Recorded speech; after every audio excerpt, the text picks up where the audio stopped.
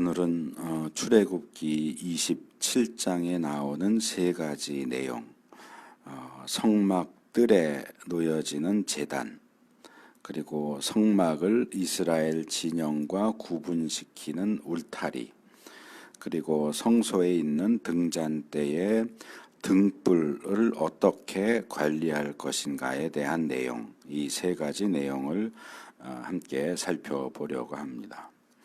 먼저 1절, 지금 읽은 1절에서 8절까지 내용이 제단에 대한 내용인데, 이 제단을 만드는 기본 재료는 다른 기구들과 비슷하게 아카시아 나무로 만듭니다.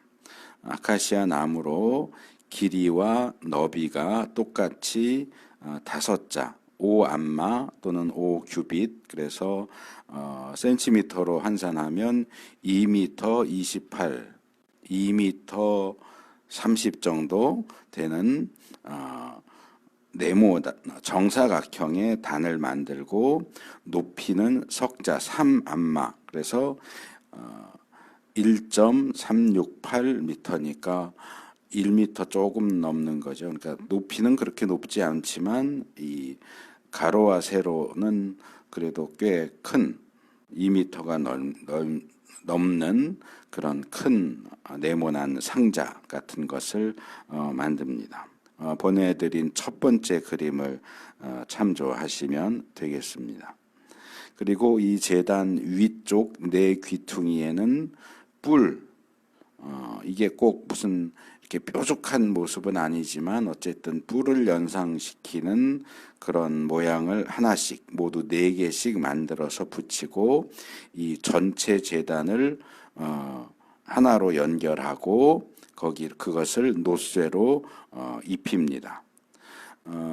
여기 지난주인가요? 제가 그 부분 말씀을 잠깐 드렸지만, 여기에 나오는 노쇠라고 하는 단어는 히브리어로 네호쉐트라고 하는 단어인데, 구리, 노쇠를 가리키기도 하고, 구리와 관련된 모든 종류의 금속을 가리킬 때 사용되는 단어입니다.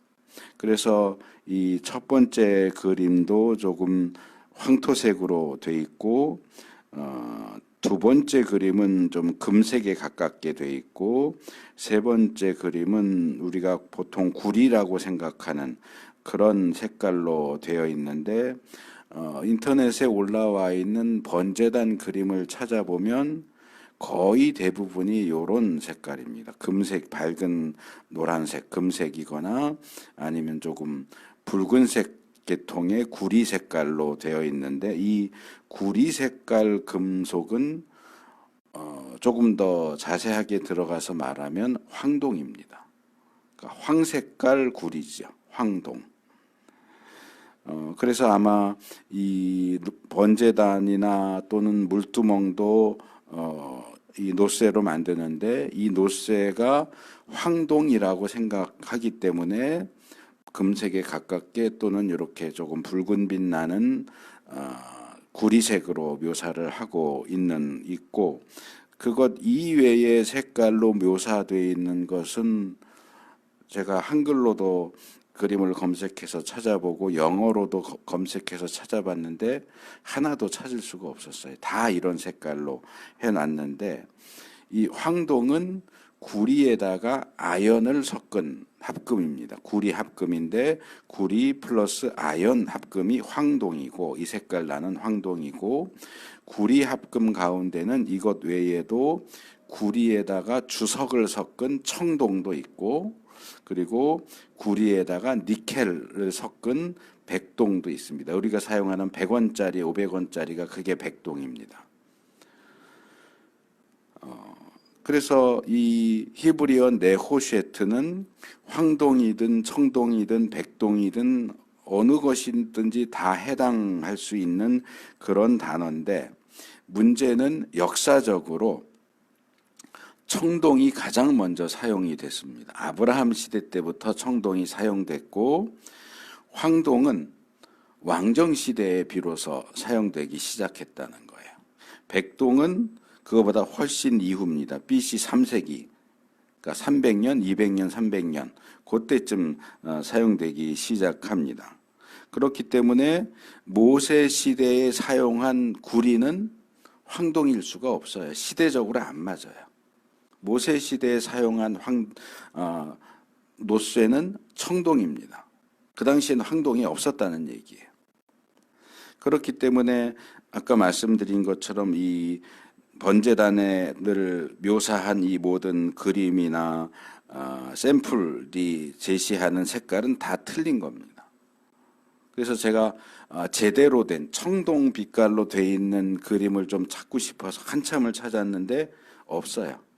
누구도 이 번제단을 청동, 그 뒤에 제가 보내드린 네 번째 그림이 이게 청동 색깔입니다.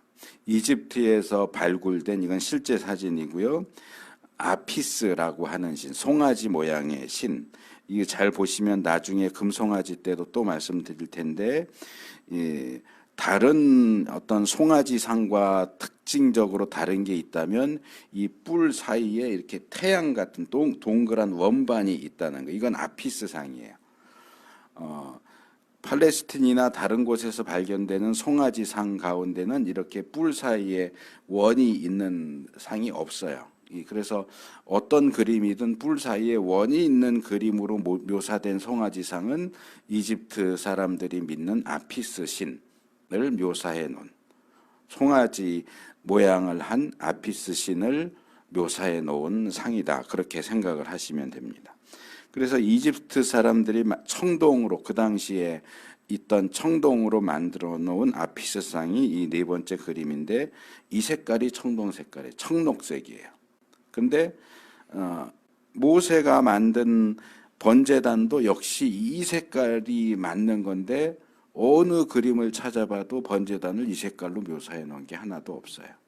그래서 뭐 어쩔 수 없이 있는 그림을 보내드렸지만, 원래 색깔은 이런 노란색이나 구리 색깔이 아니고 이 청록색이다 하는 것을 생각하시고 보시면 좋겠습니다.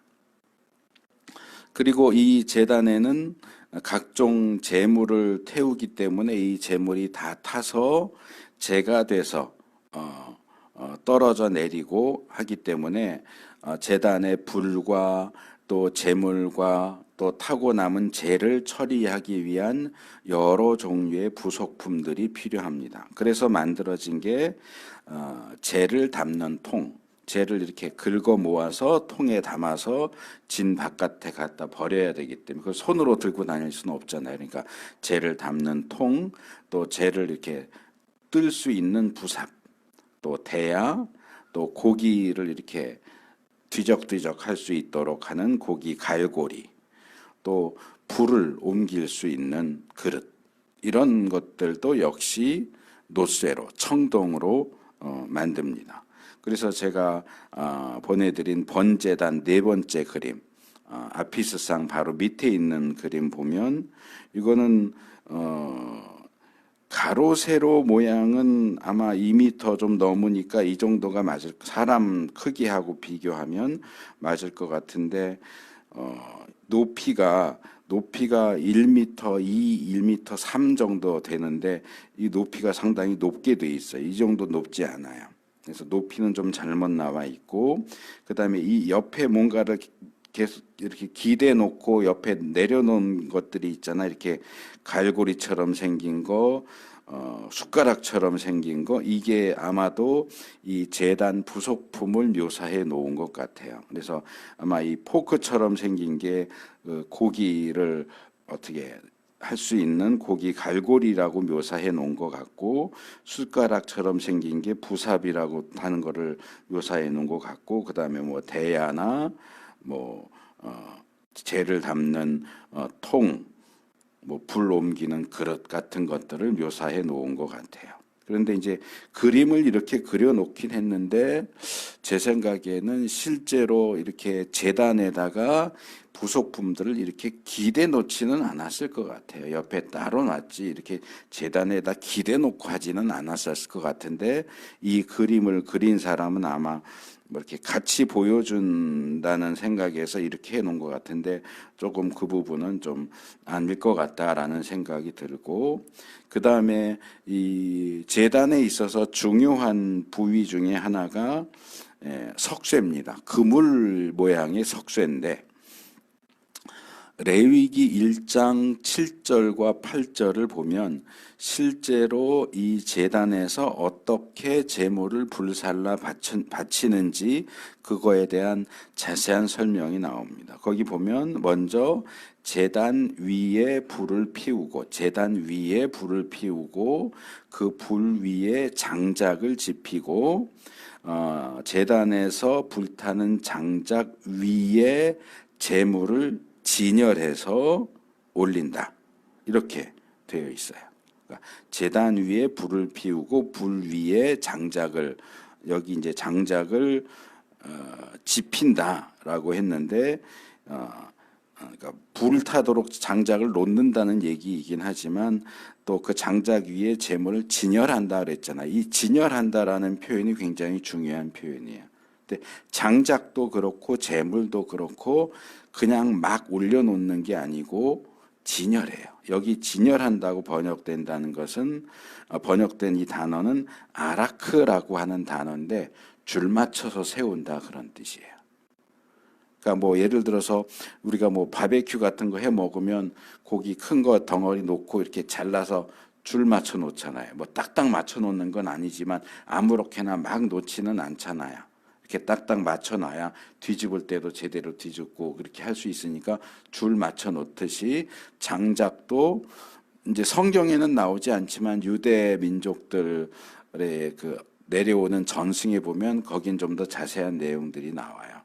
장작을 어떤 나무들을 주로 쓰고 어떻게 배열을 하고 뭐 예를 들어서 번제로 제물을 올릴 때는 토막 낸다고만 나와 있지 자세하게 안 돼 있지만 유대 전승에 하면 10토막으로 낸다고 돼 있어요. 10토막을 내서 뭘 먼저 놓고 어느 부위를 먼저 놓고 어느 부위를 위에 놓는지 이런 것까지 다 나와요. 자세하게.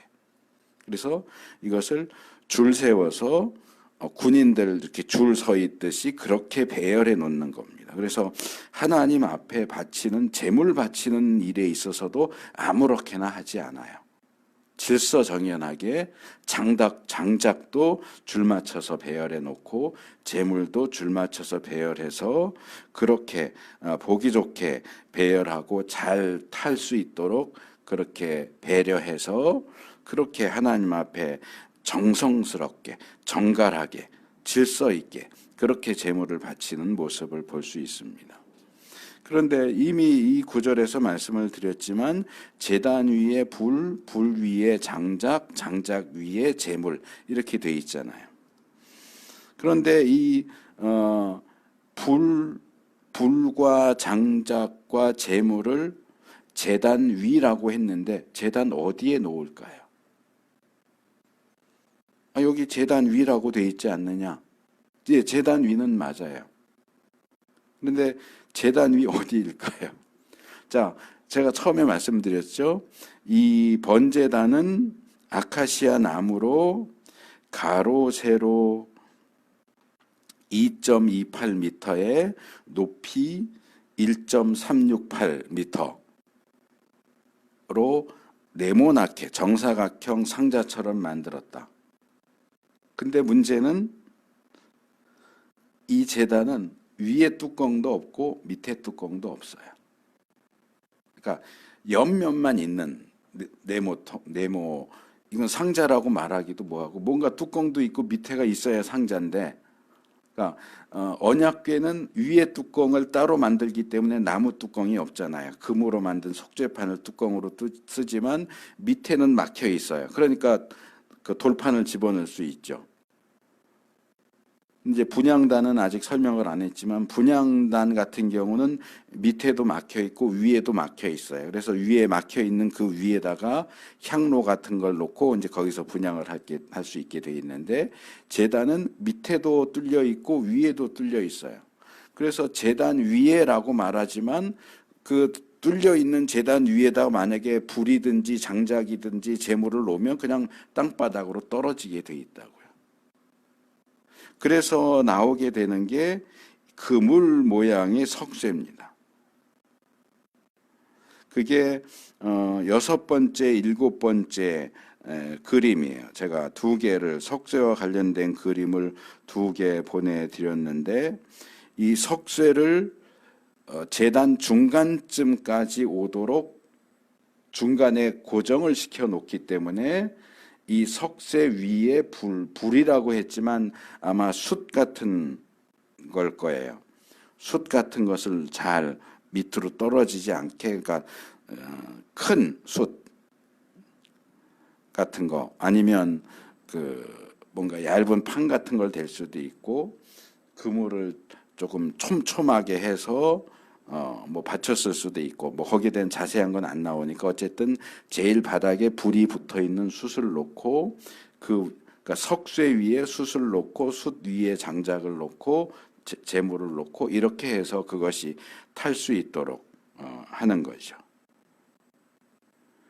그래서 이 그물같이 생긴 석쇠도 역시 청동으로 만들고 그 그림을 보시면 이게 굉장히 두껍게 돼 있죠. 이렇게 두껍게 만든 것인지 아니면 이걸 지금 이 헌금통처럼 속은 비어 있는데 이렇게 넓적하게 해서 뒤집으면 두껍게 보이잖아요. 그렇게 만든 것인지 그건 정확하게 알 수는 없지만 이 성막이 광야 생활 40년 성전 지어지기까지 꽤 오랜 시간 사용하기 때문에 석쇠를 얇게 만들면 계속 새로 만들어서 갈아줘야 하기 때문에 제 생각에는 처음부터 두껍게 만들었을 거다.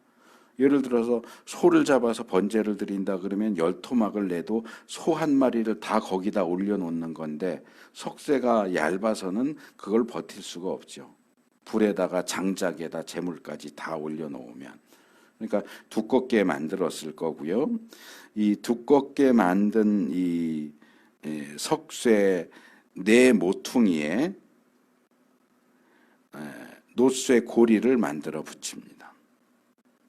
그리고 이 고리를 이 본문을 보면 제단 가장자리 밑에 달아서 이 석쇠가 제단 중간까지 올라오게 그렇게 장치를 한다고. 사실 이 설명을 보면 무슨 얘기인지 좀 이해하기가 어려워요. 그래서 이 2개의 그림을 좀 확대해서 보시면서 설명을 들으시면 좋겠는데요. 첫 번째 그림을 보시면 이 석쇠 오른쪽에 있는 석쇠가 있고 그 석쇠 옆에 보면 살짝 이 옆으로 뭐랄까 U자 비슷하게, 그리고 그 옆에 이제 번제단을 보시면 여기 채가 번제단 아래쪽에 이렇게 쭉 달려 있으면서 이게 고리에 끼어 있는데 이 고리가 이 채를 번제단 말로 설명하려니까 힘든데 채를 이렇게 먼저 놓고 그 위에 번제단을 위에서 끼워 넣는 거예요. 그러면 이 번제단 이 나무로 만들고 청동으로 씌운 이 판이 이 채의 채 부분과 고리 부분 사이에 딱 들어가는 거예요. 그러니까 밖에서 보면 이 번제단 요 밑에 쪽에 고리만 요렇게 나와 있는 거예요. 밑에 고리만 나와 있고 요 고리에다가 채를 끼운다 요거죠. 그래서 번제단 밑에다 고정한다라고 하는 설명을 이렇게 이해를 하고 그림을 그린 거죠. 근데 제가 생각할 때는 이렇게 놓으면 이 채의 무게, 석쇠의 무게, 그리고 청동까지 씌운 번제단의 무게를 요 채와 석쇠와 연결되어 있는 고리, 청동 고리 선 4개가 다 받쳐줘야 되는데 제 생각에는 그러면은 이거 끊어져요. 계속 사용하기 어려워요. 2번째 그림을 보시면 여긴 또 희한하게 이 채가 이 첫 번째 그림하고 비슷한 형태이긴 한데 더 길죠. 더 길어서 이 석쇠보다 더 높이 위치해 있어요.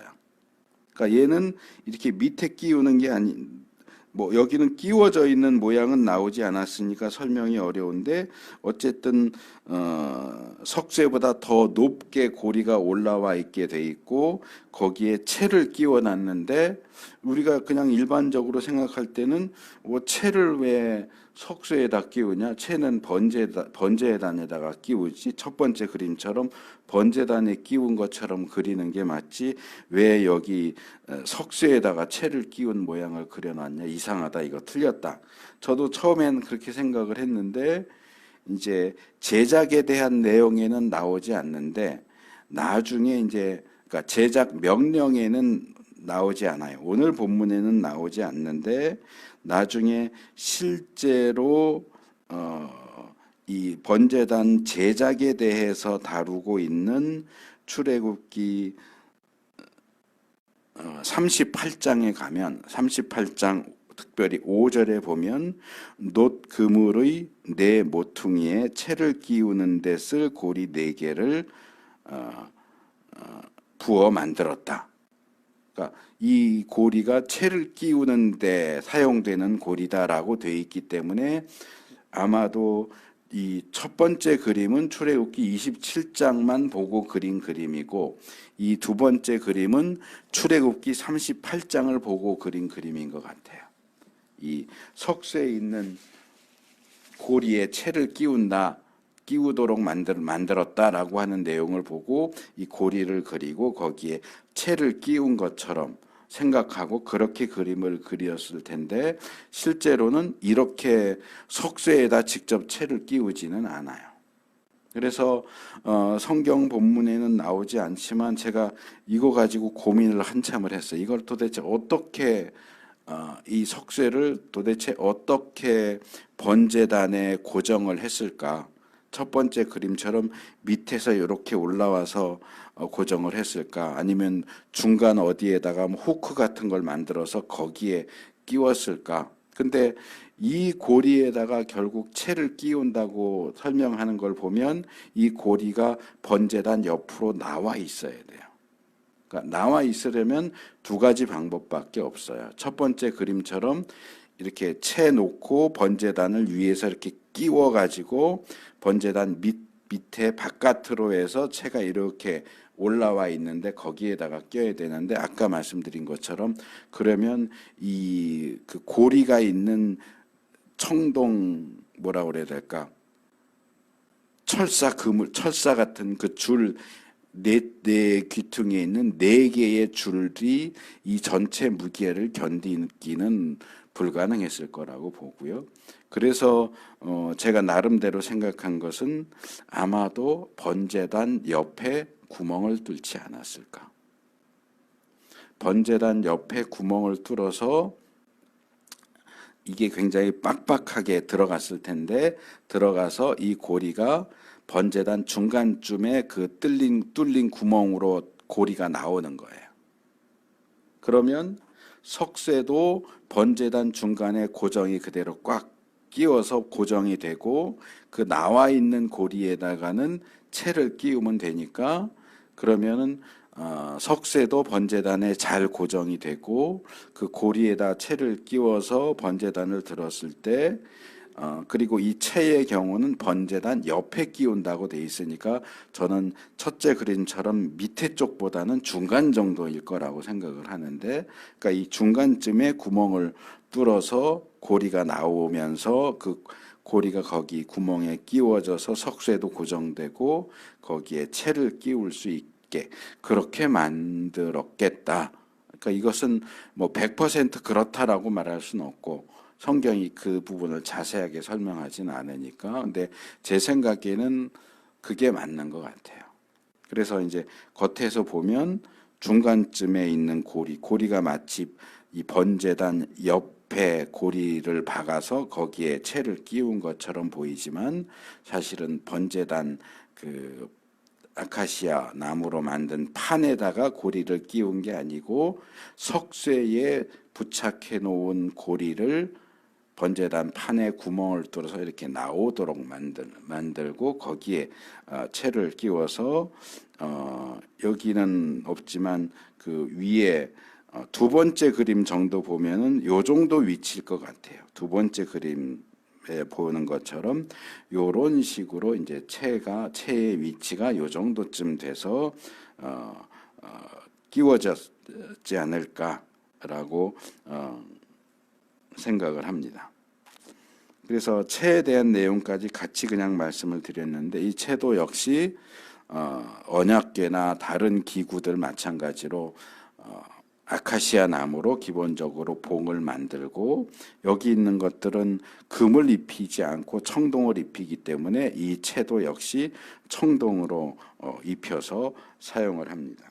근데 이제 이 채의 경우는 언약궤의 경우만 나오잖아요. 채를 끼우면 빼지 말고 그냥 늘 끼워져 있는 채로 놔둬라. 아마 그랬기 때문에 뭐 떡상이든지 분향단이든지 그리고 번제단도 다 비슷한 스타일로 돼 있으니까 이것을 평소에 사용할 때도 채를 끼운 채로 사용을 했는지 아니면은 빼고서 사용했는지 그것은 잘 알 수가 없어요. 그 번제단에 대한 마지막 두 개, 7번째하고 8번째 그림을 보면 7번째 그림은 거기 채가 끼워져 있는 모습으로 되어 있고 8번째 그림은 채가 나오지 않죠.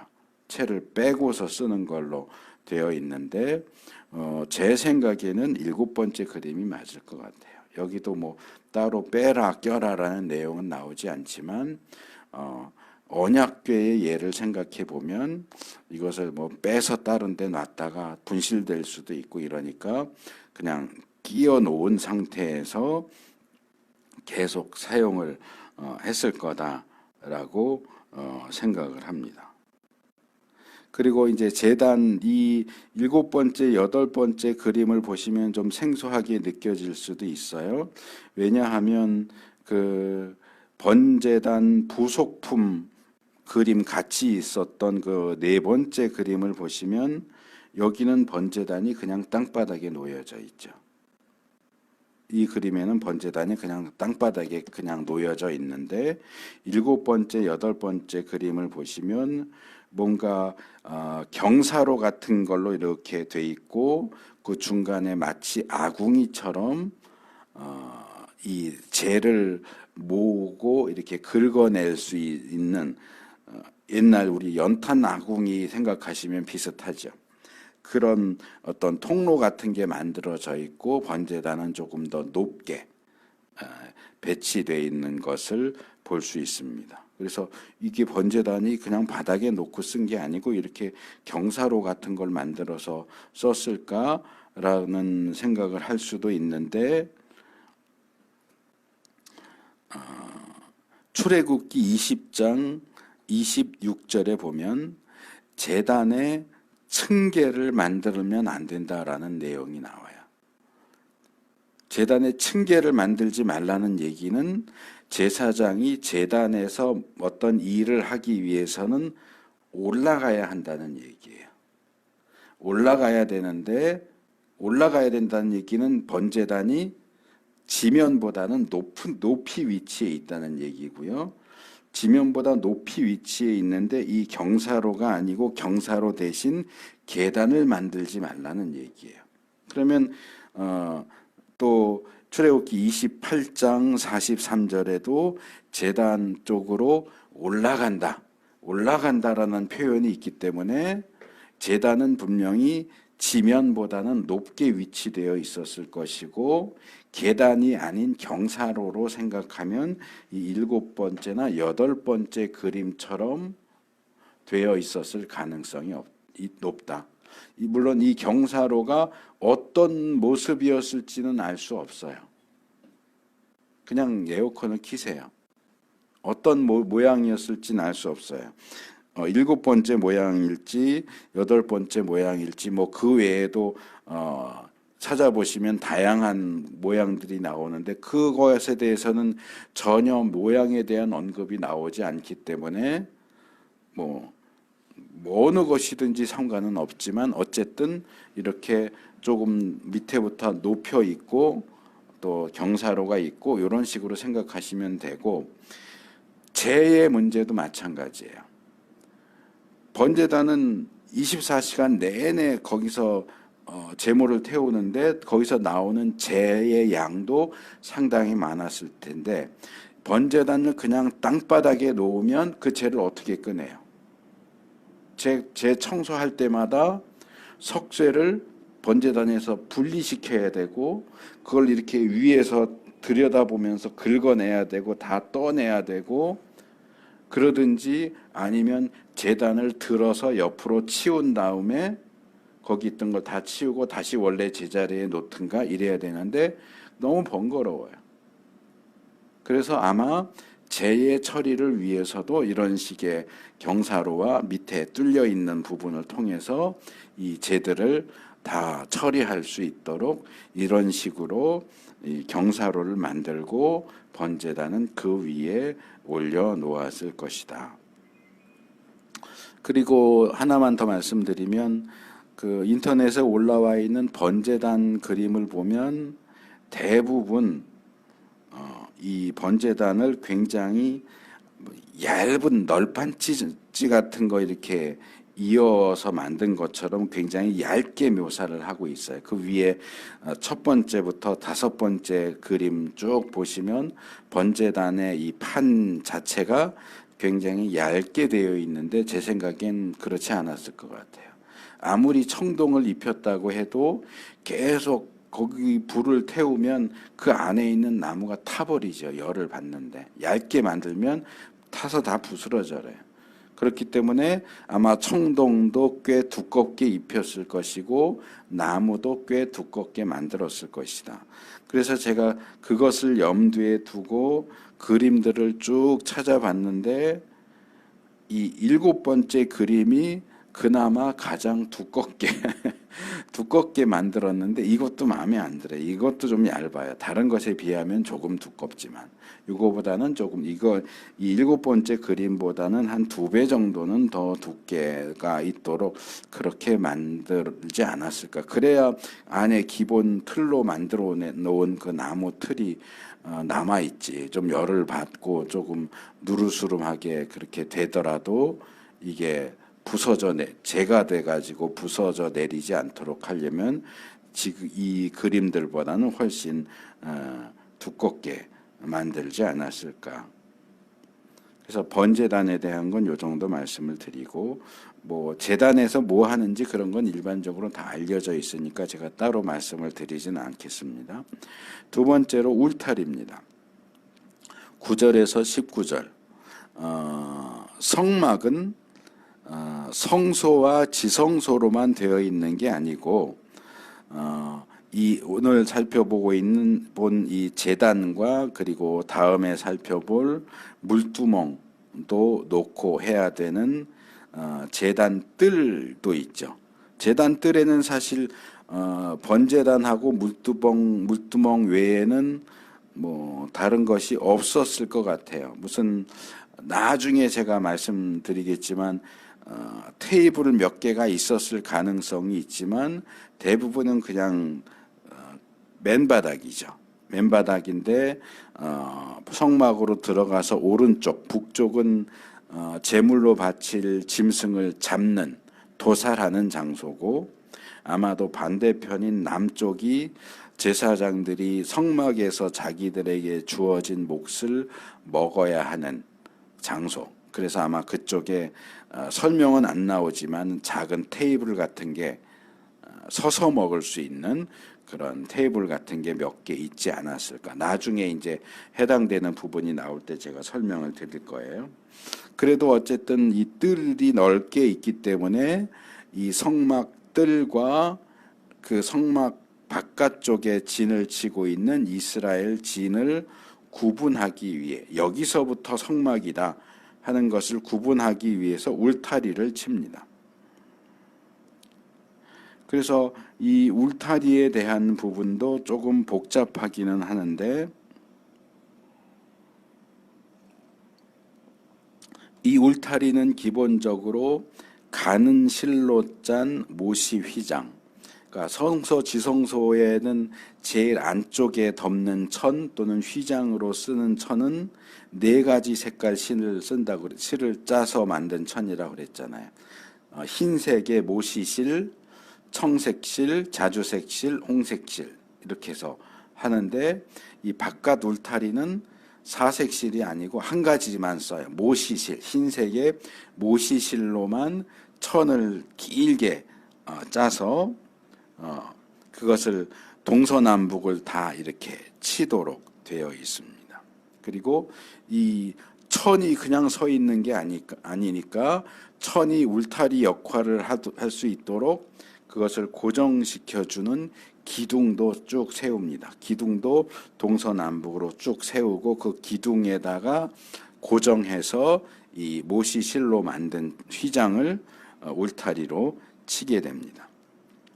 성막들의 규모는, 이건 제가 성막 다루던 첫째 시간에 말씀드렸는데, 대부분의 이 성막 구조 그림을 보면 성막을 되게 조그맣게 그려놓고 있어서 좀 크게 그린 그림을 제가 보내드렸다 그랬었는데, 길이가 직사각형이니까 길이가 긴 북쪽과 남쪽의 길이가 100안마예요. 100안마면 45.6m에 거의 50m에 가까워요. 길죠. 거의 50m 조금 안 되는 길이. 그리고 이 너비는, 그러니까 동쪽과 서쪽은 22.8m예요. 그러니까 거의 50m에 한 23m 가로 세로가 그 정도로 꽤 긴 직사각형 모양이고, 남쪽과 북쪽에는 그 휘장을 고정시키기 위한 기둥을 각각 20개씩 세웁니다. 성소와 지성소 벽을 세우기 위해선 기둥을 딱딱딱딱 붙였잖아요. 다 따닥따닥 붙이고 촉도 만들어서 끼우고 가로다워지도 끼우고 해서 정말 벽처럼 세웠는데, 이 울타리 기둥은 따닥따닥 붙이지 않고 일정한 간격, 그러니까 이 너비와 개수를 계산을 하면 약 2.28m, 2.3m 정도 간격으로 기둥을 하나씩 세웠습니다. 그 기둥을 세우고 기둥 안쪽으로 뭔가 고리 같은 게 있었겠죠. 설명은 나오지 않지만, 그래서 휘장을 걸 수 있는 고리 해서 쭉 연결해서 울타리처럼 휘장을 칩니다. 이 기둥은 아카시아 나무로 만듭니다. 근데 지성소 벽을 만들기 위한 기둥은 아카시아 나무로 만들고 금을 씌웠잖아요. 이 울타리용 기둥은 거기에 아무것도 씌우지 않습니다. 금도 씌우지 않고 은도 씌우지 않고 청동도 씌우지 않고 그냥 나무인 그대로, 아마 이제 비 오고 젖고 부식하지 않도록 뭔가 기름칠을 한다던가 뭐 처리는 아마 했겠지만 어쨌든 나무인 그대로 기둥을 만들고요. 규격은 따로 제시되지 않아요. 너비나 이런 건 나오지 않기 때문에 성소 지성소 만들기 위한 기둥과 기본 규격은 똑같았을 거다라고 생각이 되고, 다른 게 하나 있는데 길이가 달라요. 18절에 이 울타리용 기둥은 길이가 5안마다 그렇게 되어 있어요. 5안마면 역시 2.28m예요. 그러니까 아까 기둥을 2.28m 간격으로 세운다고 그랬잖아요. 그러니까 기둥 세우는데 기둥을 딱 옆으로 눕히면 딱 그만큼 간격이 나오는 거예요. 기둥 세우고 요 간격만큼의 높이로 기둥이 세워져 있어요. 그래서 제가 이 성막 울타리와 관련해서 그림을 4개를 보여드렸어요. 4개를 보내드렸는데, 제일 마지막 거 보시면 이 울타리용 기둥이 어떻게 생겼고 어떤 구조인가를 쭉 설명을 해놓고 있어요. 여기도 이제 널빤치처럼 해놨는데 기둥이라고 하는 게 맞아요. 그래서 그 내용을 참고하시면 되고, 첫 번째 그림은 완성된 성막을 아마도 남쪽에서 이렇게 똑바로 본 그림을 그려놓은 것 같아요. 그래서 울타리용 기둥이 성소용 기둥보다 절반이기 때문에 밖에서 보면 이게 바깥에 이 절반 정도잖아요. 울타리용 기둥이 쭉 세워져 있고 요 간격이 사실은 직사각형으로 돼 있는데 기둥의 길이와 기둥 사이의 간격이 똑같기 때문에 사실은 정사각형으로 그려져야 맞아요. 가로 세로가 똑같잖아요. 그러면 이 흰색 못이 실로 짠 천의 간격이 지금처럼 벽돌 세워놓은 것처럼 직사각형이 아니고 정사각형으로 해야 맞는 그림인데 그 그림도 그렇게 그려놓은 게 없어요. 그러니까 성막 관련된 어떤 그림이든지 모형이든지를 만들면서 정말 정확하게 성경을 읽고 거기에 맞게 해야 되는데 대부분 대충 이렇게 만들어 놔서 참 아쉬워요. 정사각형으로 들어가야 맞죠. 그리고 그 울타리 너머로 성막이 지성소가 보이는데 밖에서 볼 수 있는 것은 돌고래 가죽으로 덮여 있는 것밖에 안 보이죠. 근데 이 기둥의 길이가 울타리용 기둥의 2배이기 때문에 이렇게 저 위로 불쑥 올라와서 보인다는 거죠. 그래서 울타리와 안에 성소 지성소 있는 그림이 바깥에서 봤을 때는 이렇게 보였을 것이다 라고 하는 모습을 보여주고 있는 거고요. 두 번째, 세 번째 그림은 이제 울타리가 어떻게 세워졌는지를 보여주는 건데 울타리가 쭉쭉 세워져 있고 그 안쪽으로 휘장이 이렇게 쭉 걸려서 쳐져 있고요. 왜 안쪽이라고 얘기하느냐면 휘장을 안쪽으로 치는지 바깥쪽으로 치는지는 나오지 않지만 이 울타리용 기둥의 제일 위쪽에 고리를 만들어서 은으로 고리를 만들어 받고 거기에 줄을 연결하고 노쇠로 만든 말뚝에 연결해서 옛날 텐트 세우듯이 이 노쇠 말뚝을 땅에 박아 가지고 기둥이 흔들리거나 넘어지지 않도록 고정을 한단 말이에요. 이걸 바깥쪽으로 했을 거라고 보는 거죠. 그래서 여기 다 바깥쪽으로 이 기둥에 줄을 연결해서 바닥에 이거 노쇠 말뚝은 잘 안 보이지만 노쇠 말뚝을 땅에 박아 가지고 기둥을 이렇게 튼튼하게 견고하게 세운 그런 모습을 묘사해 놓은 겁니다. 그런데 이 두 번째 그림은 조금 기둥이 앙증맞게 되어 있고 장난감처럼 되어 있고 제 생각엔 이 세 번째 그림이 조금 더 원래 성막의 울타리 모습하고 비슷하지 않을까. 조금 더 뭔가 좀 더 크고 기둥 굵기도 좀 더 굵어 보이고 그렇죠. 뭔가 좀 웅장해 보이는 느낌이죠. 그리고 이 위에 기둥 꼭대기에는 이게 머리 덮개, 은으로 만든 덮개를 세웁니다. 두 번째 그림과 네 번째 그림은 이 덮개 모양이 비슷하게 생겼고 세 번째 그림은 모양이 조금 다르지만 어떤 모양인지는 알 수가 없어요. 아마도 이 세 번째 그림은 분향단이나 번제단의 이 네 귀퉁이에 뿔을 만들었다라는 것을 아마 감안해서 이 덮개도 네 귀퉁이에 뿔을 만들었다고 보고 그런 모양으로 만든 걸로 보이고요. 자세히 확대해서 보시면 뿔 같은 게 이렇게 귀퉁이에 있는 게 보이죠. 두 번째와 네 번째 그림은 뿔이 아니고 이렇게 모자처럼 지붕처럼 그냥 했는데 이 모양은 뭐 정확히 알 수는 없어요.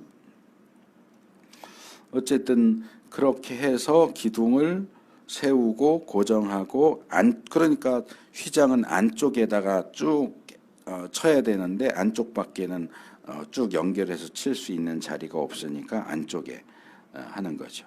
그래서 북쪽과 남쪽에는 20개의 기둥을 22.8m 간격으로 세우고 고정하고 휘장을 치고 서쪽에도 마찬가지로 22.8m 간격으로 10개의 기둥을 세워서 칩니다. 이 경우는 기둥과 기둥을 연결하지 않기 때문에 모퉁이용 기둥을 따로 만들지는 않습니다. 성소지성소의 경우는 기둥을 이렇게 남쪽과 서쪽과 북쪽에서 오는 기둥을 중간에서 물고 있어줄 모퉁이용 기둥이 따로 필요했지만 여기는 그냥 기둥을 세우고 고정하는 거기 때문에 모퉁이용 기둥은 따로 되어 있지 않죠. 그리고 이 기둥은 그 성소 들어가는 입구, 지성소 들어가는 입구에는 기둥을 5개, 4개 이렇게 세운다 그랬고 그 기둥 받침은 하나짜리라고 그랬잖아요. 벽을 만드는 기둥은 받침이 기둥 하나당 2개, 은받침 2개씩이었는데 이 입구에 세우는 기둥들은 받침이 하나짜리예요. 그러니까 네모nak 정사각형으로 만들었겠죠. 안쪽에는 은받침, 성소로 들어가는 데는 높받침.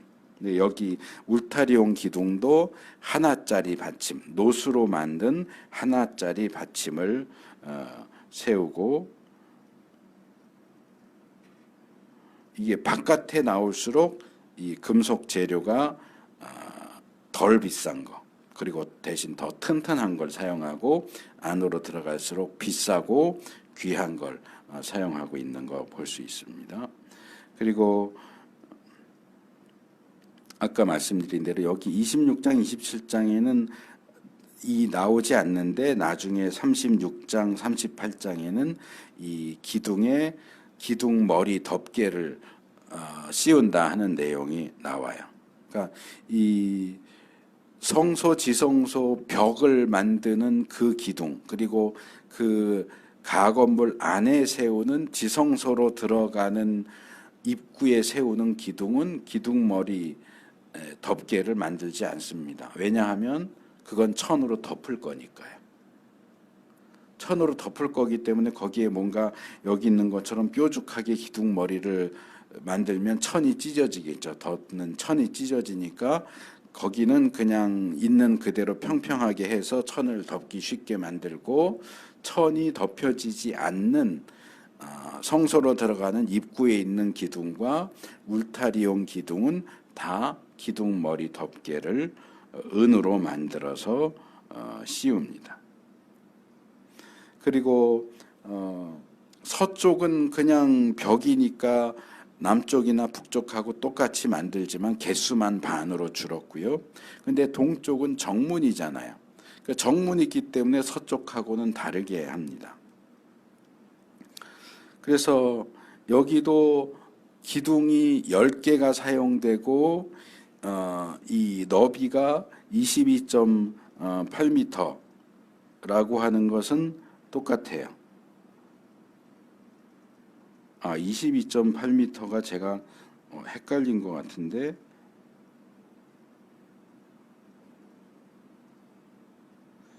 22.8m가 아니고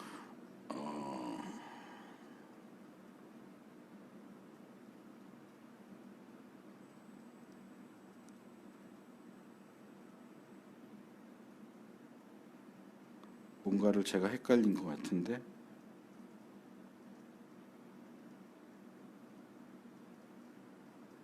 2.2m인 것 같네요. 간격이 2.2m. 제가 계산을 잘못했어요. 동쪽과 서쪽은 전체 길이가 22.8m니까 거기에 10개를 놓으려면 2.28m 간격으로 해야 10개가 들어가겠네요. 그렇죠. 22.8m니까 2.28m 간격으로 놔야 10개 기둥을 놓고 남쪽 북쪽도 마찬가지로 22.8m 간격이 아니고 2.28m 간격으로 기둥을 세우는 게 맞네요. 그래서 전체 길이는 22.8m고 여기에 2.28m 간격으로 기둥을 세우는데 중앙을 입구로 사용하기 때문에 중앙 입구 양 옆쪽으로는 15안마씩 그러니까 6.84m 휘장을 양쪽으로 이 흰색 휘장을 칩니다. 기둥은 3개만 놓습니다. 그러니까 입구 왼쪽에 기둥 3개 놓고 오른쪽에도 기둥 3개 놓고 이 저쪽 남쪽과 북쪽에서 계속 치어왔던 그 모시실로 짠 그 휘장을 여기까지 연결해서 3분의 1 정도를 치게 하고 중간에 남아있는 9.12m 20안마입니다. 20안마를 입구로 사용하는데 이 입구에는 기둥을 4개를 사용합니다. 기둥을 4개를 사용해서 여기는 사색실로 짠 천, 그러니까 성막들에서 성소로 들어가는 입구에 치는 휘장과 비슷한 거겠죠 아마. 그것으로 해서 입구를, 다른 울타리는 다 흰색이고 입구만 사색실로 짠 알록달록한 색깔로 해서 구분을 하는 거죠. 그래서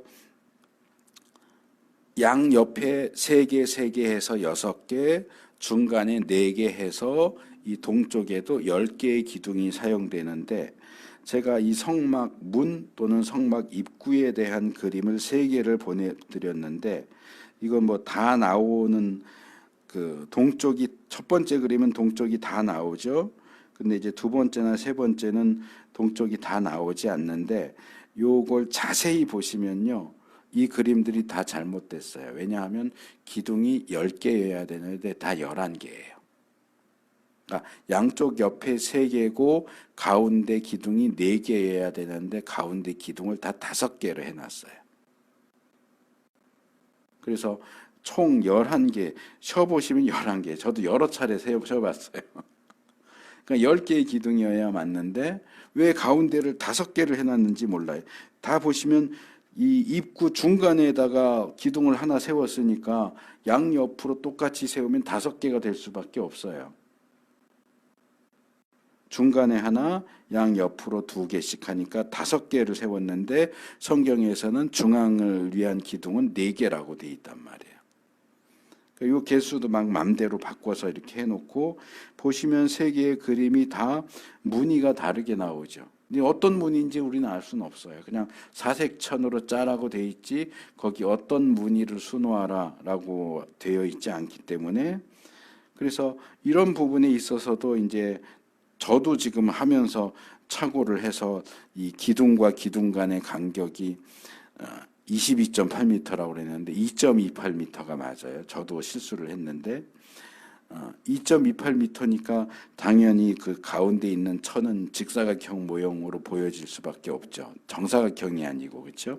직사각형 모양이 맞고, 그래서 전체 성막 울타리는 남쪽 20개, 북쪽 20개, 서쪽 10개, 동쪽 10개. 그러면 다 합치면 60개가 나오죠. 근데 실제로 울타리에 사용된 기둥은 60개가 아니고 56개입니다. 왜요? 모퉁이는 겹쳐지잖아요. 모퉁이가 겹쳐지기 때문에 겹쳐지는 걸 4개를, 모퉁이 4개를 빼야 제대로 된, 그러니까 남쪽 20개의 이쪽 제일 끝에 있는 20번째 기둥과 서쪽 10개의 끝에 있는 기둥이 겹쳐진단 말이에요, 개수가. 그렇죠? 그리고 서쪽과 북쪽이 연결되는 부분, 북쪽과 동쪽이 연결되는 부분, 동쪽과 남쪽이 연결되는 이 4개의 귀퉁이는 개수가 겹치기 때문에 4개를 빼야 돼요. 그러니까 그대로 계산을 하면 60개가 나오겠지만 실제로는 56개의 기둥을 사용을 하게 되는 거죠. 그리고 17절에서 19절은 이제 그 외에 뭐 잡다한 내용들, 대부분 앞에서 나왔던 내용들을 되풀이하고 있어요. 뭐 울타리용 기둥의 뭐 윗부분, 또 기둥머리 바로 아래에 뭐 은으로 고리를 만들어서 거기 뭐 줄을 연결시킨다든지, 뭐 노쇠로 만든 말뚝과 연결해서 박는다, 뭐 이런 내용들 나오고요.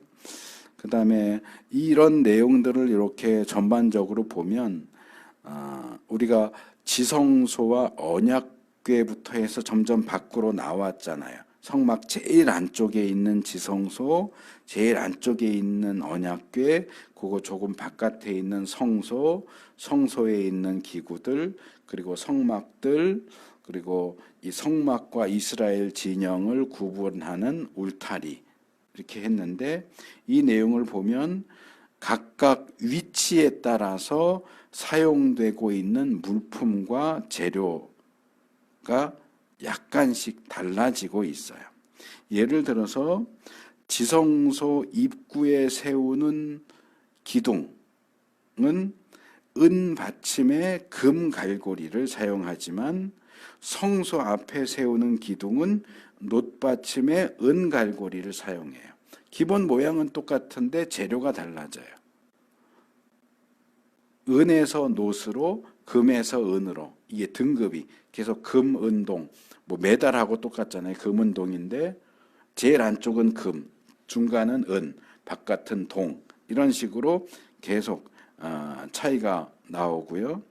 그래서 금속은 금, 은, 놋, 동으로 이렇게 바뀌고, 천막도 사색실로 짠 천에서, 화려한 천에서 거무스름한 천, 붉은 천, 돌고래 가죽, 이런 식으로 바깥으로 나올수록 뭔가 조금 허름해 보이는, 안쪽으로 들어갈수록 더 화려해 보이고, 바깥으로 나오면 뭔가 조금 더 허름해 보이고, 대신 바깥으로 나올수록 더 튼튼하고 더 단단하고, 안으로 들어가면 좀 더 부드럽고 물렁하고, 뭐 이런 모습으로 되어 있는 것을 볼 수 있어요. 그래서 전에 말씀드린 것처럼 성막은 하나님의 집이잖아요.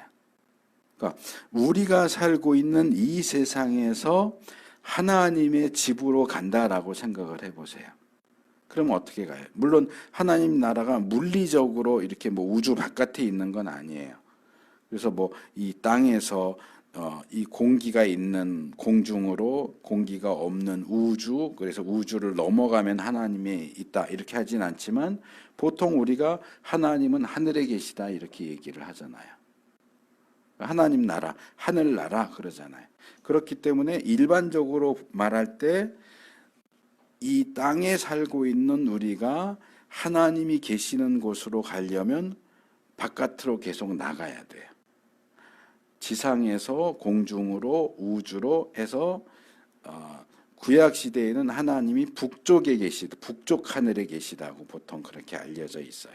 이건 이제 신화적인 그런 이미지이기는 하지만, 북쪽 우주 북쪽 끝에 계시는 하나님 나라로 가기 위해서는 이 땅에서 공중으로 우주로 북쪽 끝으로 가야 돼요.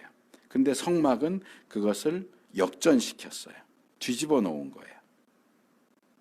성막은 안으로 들어갈수록 하나님 나라로에 가까워져요.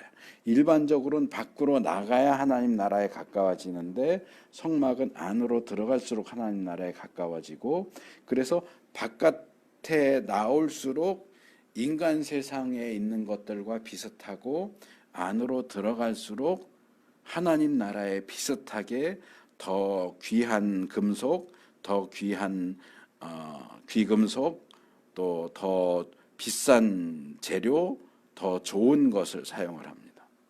그러니까 말하자면 아까 말씀드린 대로 북쪽에 하나님 나라가 있다고 하면 이 땅, 공중, 우주 이렇게 가는 것처럼 이스라엘 진영에서 성막들, 성소, 지성소 이렇게 거쳐서 하나님께로 들어가는 거죠. 그래서 안쪽으로 들어가면 들어갈수록 하나님 나라에 가까워지는 거예요. 그래서 이 사색천 같은 경우도 밖으로 나올수록 우중충하고 안으로 들어갈수록 점점 더 밝아지고 화려해져요. 거기에 사용되는 금속도 바깥에 나오면 청동인데 조금 더 들어가면 은이고 더 들어가면 금이고, 이런 식으로 해서 이것을 상징적으로 이 성막이 하나님이 머무시는 곳이다, 하나님 나라, 하나님의 집이다라는 사실을 여기 사용되는 재료를 구별해서 사용하는 것을 통해서 상징적으로 우리에게 보여줍니다. 그래서 어디에도 막힘이 없고 하나님이 얼마든지 자유롭게 움직이고 행동할 수 있는 그 높고 높은 하나님 나라에서 그 하나님 나라를 재현했다고는 하지만 몇 평도 안 되는 지성소예요.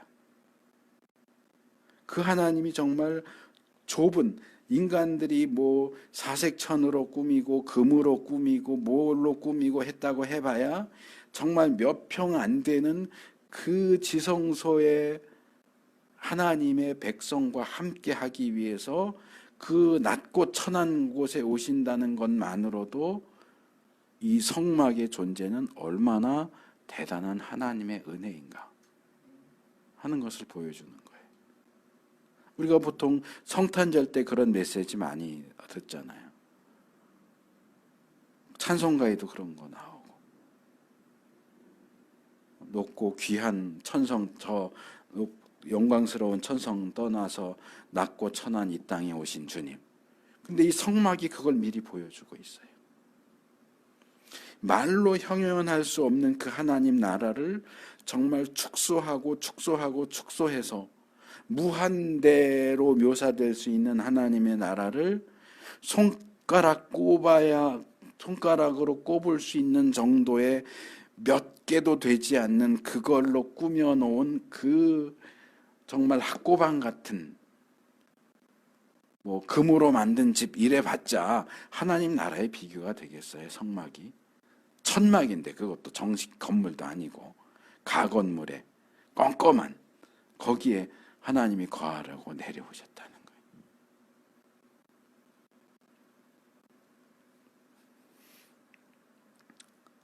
하나님이 하나님의 백성을 얼마나 특별하게 대우하시는지, 그렇게 우리 가운데 내려오신 하나님을 우리는 어떻게 대우하고 있는지. 마지막으로 등불 관리에 대한 것 20절과 21절 조금 엉뚱해 보이는데 다시 성소로 돌아가서 성소에 있는 등잔대의 등불을 어떻게 관리할 것인지에 대한 내용이 나옵니다. 등잔대의 등불은 제가 몇 번 말씀드렸지만 이것은 촛대가 아니에요. 촛대라고 생각할 수 있는데 촛대가 아니고 등잔대예요. 그러니까 호롱불 같은 거 할 수 있는 기름을 넣고 심지를 꽂아서 이 기름이 계속 심지 따라 올라와서 타면서 불이 켜져 있는 등잔불이에요. 촛불이 아니고. 그래서 거기에는 올리브를 찧어서 짜낸 깨끗한 기름. 말하자면 그 올리브 기름 첫 번째 짜낸 엑스트라 버진이죠. 뭐 여러 차례 짜고 남은 거 말고 나중에 나온 거 말고 제일 처음에 짜낸 기름, 제일 좋은 기름으로 이 등불을 켤 기름을 사용을 하고 그 등불을 늘 켜놓습니다. 근데 여기 늘이라고 하는 것은 24시간 내내 켜놓는다는 얘기가 아니고 저녁부터 아침까지 켜놓는 겁니다. 그래서 항상이라는 의미지 24시간 내내가 아니에요. 그래서 제사장이 아침에 들어가서 등잔대에 켜 있는 불을 끄고 타고 남은 찌꺼기 이런 거 다 청소하고, 등잔대도 부속되는 게 있다고 그랬잖아요. 뭐 불집게, 불똥 그럴 때는 불똥 같은 거 다 끄집어내고 기름 새로 보충하고 이렇게 하고, 저녁에 다시 또 하루에 2번씩 들어가요. 아침에 들어가서는 불 끄고 저녁에 들어가서는 불 켜고 하는 그 일을 하라고 하는 겁니다. 이게 아론과 그의 아들들, 제사장들의 책임이에요. 그런데 이렇게 불을 켜고 끄고 하는 이 제사장들의 책임에 대해서 누구한테 말해야 될까요? 자, 하나님이 모세에게 말씀하세요. 야, 성소에 있는 등잔대 관리는 이렇게 해라. 제사장들이 아침에 들어가서는 불 끄고 저녁에 들어가서는 불 켜고 그렇게 해야 된다. 이렇게 해야 된다는 얘기를 누구한테 얘기해라 그래야 맞아요. 그 일을 담당할 아론과 그 아들들한테 얘기해라 그래야 맞잖아요. 그런데 20절 상반절하고 21절 하반절을 보세요. 그 명령을 누구한테 하라고 그래요? 이스라엘 자손에게 하래요. 이스라엘 자손은 누구도 성소에 들어갈 수 없어요. 성소에는 제사장만 들어갈 수 있어요. 레위인도 마음대로 못 들어가요. 이동할 때 제사장들이 먼저 들어가서 다 꽁꽁 싸매고 이제 옮겨도 된다 그러면 그때나 들어가서 옮기지, 레위인도 아무 때나 들어가면 죽어요. 이스라엘 자손은 성소에 들어갈 수 없어요. 근데 성소에 들어가서 등불 관리하는 걸 왜 이스라엘 자손한테 얘기하라고 그럴까요? 저는 이 부분을 하나님을 섬기는 일에 있어서 모든 하나님의 백성들이 성직자와 일반 신자를 가릴 것 없이 공동 책임을 진다 하는 사실을 교훈하기 위해서라고 생각을 해요. 물론 감당해야 할 역할의 차이는 있어요. 등불을 켜고 끄고 등잔대를 청소하고 기름을 보충하고 심지를 새로 갈아 끼고 하는 일은 그건 제사장이 하는 일이에요. 이스라엘 일반 백성은 그 일을 할 수가 없어요. 그거 내가 좀 해봅시다 하고 들어가면 죽어요. 그렇지만 그러면 등불 관리에서 이스라엘 자손은 할 수 있는 게 아무것도 없냐? 아니요. 이스라엘 자손은 등불에 계속 보충해야 될 올리브 기름을 공급해야 돼요. 올리브 농사 짓고 열매 열리면 그거 짜서 제일 먼저 짠 올리브 기름 등불용으로 쓰도록, 등잔대에 쓰도록 성소에 바치는 일이 백성들이 하는 일이에요. 백성들은 기름을 끊임없이, 그 기름이 끊어지지 않도록 새로 짠 올리브 기름을 계속 공급하고, 제사장들은 그것 가지고 들어가서 등잔대에 불이 계속 켜 있을 수 있도록 관리하는 거예요. 이 역할이 나눠져 있지만 어느 한쪽에서 자기 역할을 제대로 하지 않으면 등불 관리가 실패하는 거죠. 그래서 본문은 이런 식으로 하나님의 백성들이 위치와 역할은 다르지만 합심해서 하나님을 섬기는 일을 함께 감당해야 한다 하는 것을 교훈하고 있습니다. 그래서 우리가 하나님을 섬기고 또 주님의 몸된 교회를 섬기는 일에 있어서도 나는 뭐가 아니니까, 나는 목사도 아닌데 나는 사모도 아닌데 나는 장로도 아니고 나는 집사도 아니고 나는 뭐도 아닌데, 그렇게 하고 발뺌하고 핑계대고 빠져나가려고 하는 것이 아니라 내 위치와 나의 직분과 내가 할 수 있는 일을 최선을 다해서 하고, 자기에게 맡겨진 직분을 각자가 최선을 다해서 감당할 때 정말 하나님이 기뻐하시는 교회 공동체로 세워질 것을 믿습니다. 우리 모두가 그렇게 하나님을 섬기는 공동체가 될 수 있기를 축복합니다.